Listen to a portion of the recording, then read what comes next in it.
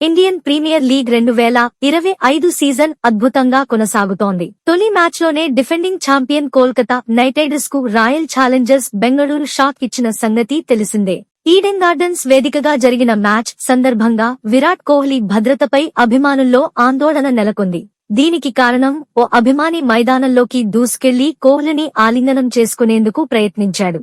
వెంటనే సెక్యూరిటీ సిబ్బంది వచ్చినప్పటికీ లోపలికి రాకుండా చేయడంలో విఫలం కావడం కలవరానికి గురిచేసింది. తాజాగా బీసీసీఐ ఉపాధ్యక్షుడు రాజీవ్ శుక్లా చేసిన పోస్టు నెట్టింట విమర్శలకు దారితీసింది. ఇంతకీ ఆయనేం పోస్టు చేశారంటే, విరాట్ కోహ్లీకి ఫ్యాన్స్ ఫాలోయింగ్ అద్భుతం అని రాజీవ్ శుక్లా ఆ వీడియోను షేర్ చేశారు.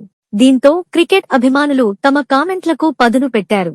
ఇలాంటి వ్యాఖ్యలు చేసే బదులు కట్టుదిట్టమైన సెక్యూరిటీని ఏర్పాటు చేయాలనే ఆలోచన చేయాలన్నారు. గతంలో ఎన్నోసార్లు ఆటగాళ్ల దగ్గరికి వెళ్లి వారిని గాయపరిచిన సందర్భాలు ఉన్నాయని గుర్తు చేశారు. మీరు ఇలాంటి వాటిపై ప్రశంసలు కురిపించకూడదు. మరీ ముఖ్యంగా అధికారిగా ఉన్న మీరు ఆటగాళ్ల భద్రతపై దృష్టి పెట్టాలి. బీసీసీఐ వైస్ ప్రెసిడెంట్ గా మీరు ఇలాంటి వాటిని ప్రోత్సహించొద్దు. భద్రతా వైఫల్యాన్ని కప్పిపుచ్చుకునేందుకు ఇలా ఫ్యాన్ ఫాలోయింగ్ అంటూ వ్యాఖ్యలు చేయడం సరికాదు.